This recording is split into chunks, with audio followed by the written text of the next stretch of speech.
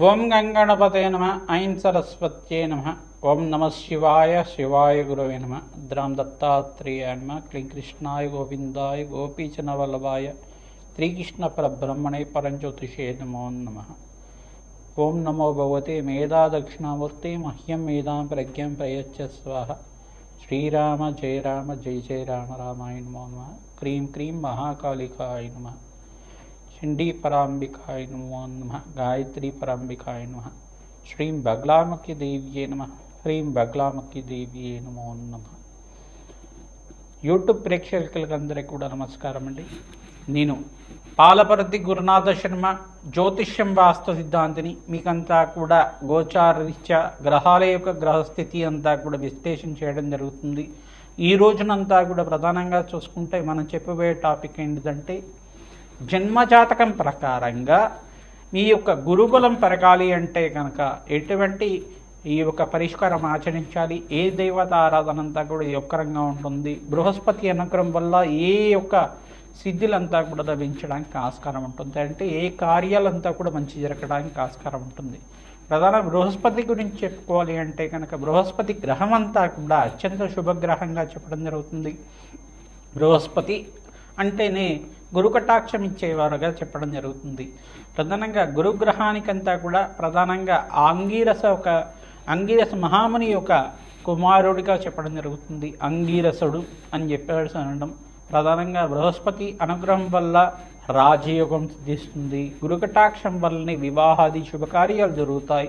గురుబలం పెరగాలి అంటే కనుక జన్మజాతకంలో బృహస్పతి అంతా కూడా శుభమైన స్థానంలో యోగకరంగా ఉండాలి. ప్రధానంగా ఎవరి జాతకరీత్యా అయితే కనుక లగ్నస్థితిగా ఉంటే కనుక, లగ్నంలో బృహస్పతి ఉంటే కనుక రాజయోగ కారకుడిగా మారడం జరుగుతుంది. లక్ష దోషాలు పోతాయి అంటారు. ప్రధానంగా చూసుకుంటే బృహస్పతి అనుగ్రహం వల్ల సకల కార్యసిద్ధి కలగడానికి ఆస్కారం ఉంటుంది. వివాహాది శుభకార్యాలు జరగాలన్నా, సంతాన యోగము వంశాభివృద్ధి కలగాలన్నా, ప్రధానంగా శాస్త్ర విద్యకి ప్రధానంగా చూసుకుంటే వేద పండితుడు కావాలన్నా, పాండిత్యం కలగాలి అన్నా, సకల శాస్త్ర విషాదులుగా చెప్పడం జరుగుతుంది. బృహస్పతి అంతా కూడా చూసుకుంటే సకల శాస్త్ర ప్రావీణ్యుడిగా చెప్పడం జరుగుతుంది. దేవతల యొక్క గురువుగా చెప్పడం జరుగుతుంది. బృహస్పతి అనుగ్రహం వల్లనే రాజయోగం సిద్ధిస్తుంది. బృహస్పతి అనుగ్రహం వల్లే రాజ్య ప్రాప్తి కలుగుతుంది. సంఘంలో గౌరవం పెరుగుతుంది. గజకేసరి యోగం అంతా కూడా యోగం అని చెప్తారు. బృహస్పతి చంద్రుడు కలయికతోటి శుభగ్రహాల్లో ఉంటే కనుక గజకేసరి యోగం అని సిద్ధిస్తూ ఉంటుంది. ప్రధానంగా గురుబలం పెరగాలి అంటే కనుక ఏ యొక్క గ్రహస్థితికి అంతా కూడా అనుకూలత ఉండాలి. బృహస్పతి అంతా కూడా ఏ స్థానాల్లో ఉంటే అనుకూలత ఉంటుంది, ఏ దేవత ఆరాధన చేసుకుంటే శీఘ్రంగా గురుబలం పెరిగి వివాహాది శుభకార్యాలు జరుగుతాయి, గృహయోగం కలుగుతుంది, వాహన యోగం కలుగుతుంది, ఐశ్వర్యయోగం కలుగుతుంది, అష్టైశ్వర్య ప్రాప్తి కలుగుతుంది. మరియు వ్యాపారంలో కానీ, వృత్తిలో కానీ, రాజకీయంగా కానీ గురుబలం పెరగడం వల్ల ఎటువంటి కార్యసిద్ధి కలుగుతుంది అనేది విశ్లేషణ చేయడం జరుగుతుంది. బృహస్పతి అనుగ్రహం వల్లనే సకల కార్యసిద్ధి కలుగుతుంది. బృహస్పతి అంతా కూడా అత్యంత శుభగ్రహంగా చెప్పడం జరుగుతుంది, పుణ్యగ్రహంగా చెప్పడం జరుగుతుంది. బృహస్పతికి అంతా కూడా చూసుకుంటే లగ్నచక్రవశాత్తు లగ్నచక్రం నుంచి సప్తమ స్థానాన్ని వీక్షణ చేస్తుంటారు, పంచమ స్థానాన్ని వీక్షణ చేస్తుంటారు, నవమ స్థానాన్ని అంతా కూడా వీక్షణ చేస్తుంటారు. బృహస్పతి అనుగ్రహం వల్లనే కార్యసిద్ధి కార్యజయం కలగడానికి ఆస్కారం ఉంటుంది. రాజయోగం సిద్ధిస్తుంది, అష్టైశ్వర్య ప్రాప్తి కలుగుతుంది, వంశాభివృద్ధి కలుగుతుంది. మీకంతా కూడా వృత్తిలో, వ్యాపారంలో, ఉద్యోగంలో స్థిర ఐశ్వర్యం లభించడానికి, మీకు గౌరవ ప్రతిష్టలు కలగడానికి, కీర్తి ప్రతిష్టలు గణించడానికి, రాజయోగం కలిసి రావడానికి, ఆకస్మిక ధనలాభం కలగడానికి అంతా కూడా బృహస్పతి యొక్క రగుడుగా ఉండాలి. ప్రధానంగా ప్రతి ముహూర్త భాగంలో కూడా గురుబలం అనేది శ్రేష్టంగా ఉండాలి. ఈ యొక్క లగ్న చక్రవశాత్తు ప్రథమంగా అష్టమ శుద్ధి అనేది చూసుకుంటారు, పంచమ శుద్ధి చూసుకుంటారు, దశమ శుద్ధి చూసుకుంటారు. దాంతోపాటు బృహస్పతి కూడా ప్రాపగ్రహాలతో పాటు కలిసి ఉండకూడదు. యుతి కానీ, కలియక కానీ, దృష్టి కానీ ఉండకూడదు అని చెప్పేసి అంటారు. ముహూర్త భాగంలో ఇదంతా కూడా వస్తుంది. ప్రధానంగా జన్మజాతకంలో చూసుకుంటే బృహస్పతి అత్యంత కీలకంగా చెప్పడం జరుగుతుంది. గురుబలమే శ్రేష్టంగా చెప్పడం జరుగుతుంది.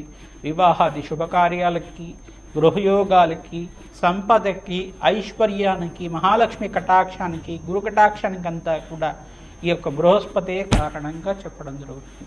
మేషాది ద్వాదశ రాశుల వాళ్ళకి జన్మజాతకం ప్రకారంగా బృహస్పతి ఏ యొక్క స్థానాల్లో ఉంటే యోగకరంగా ఉంటారు, బృహస్పతి అనుగ్రహం కోసం ఎటువంటి దేవత ఆరాధన చేసుకోవాలి, ఎటువంటి పరిష్కారం చేసుకోవాలి అంతా కూడా విశ్లేషణ చేయడం జరుగుతుంది. ప్రధానంగా బగలాముఖి దేవి ఆరాధన శ్రేష్టంగా ఉంటుంది. దత్తాత్రేయ స్వామి వారి నామస్మరణ మాత్రం చేతి గురుబలం పెరుగుతూ ఉంటుంది. ప్రధానంగా గురు చరిత్ర పారణ అంటే దత్తాత్రేయ చరిత్ర పారణ అంతా కూడా తరచుగా ఆచరించిన వాళ్ళకి మంచి వివాహాది శుభకార్యాలు జరగడానికి ఆస్కారం ఉంటుంది.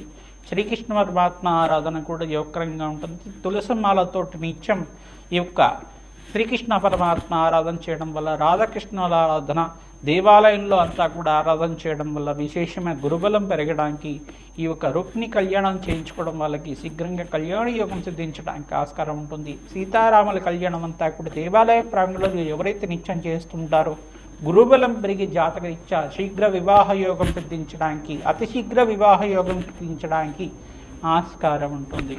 ప్రతినిత్యం కూడా శనగల మాలనంతా కూడా దత్తాత్రేయ స్వామి వారి మెడలో అంతా కూడా హారంగా చేసి మాలలాగా చేసి పసుపు రంగు వస్త్రాలతోటి విశేషంగా స్వామివారి పూజ చేయడం, అరటి పళ్ళని ఈ శనగలంతా కూడా నివేదన చేయడం వల్ల గురుకటాక్షం పెరుగుతుంది. ఆంజనేయ స్వామి వారిని అంతా కూడా విశేషంగా మూలమంత్రంతో అర్చించి వేద మంత్రాలతో అర్చించిన తర్వాత మన్య సూక్త పారాయణం చేయించి తమలపాకు పూజ చేసిన తర్వాత అరటి పళ్ళని చక్కెరకాయ అనే అరటి పళ్ళంతా కూడా స్వామివారికి నివేదన చేయడం వల్ల విశేషమైన పుణ్య ప్రాప్తి కలుగుతుంది, గురుబలం పెరుగుతుంది, అష్టైశ్వర ప్రాప్తి కలుగుతుంది.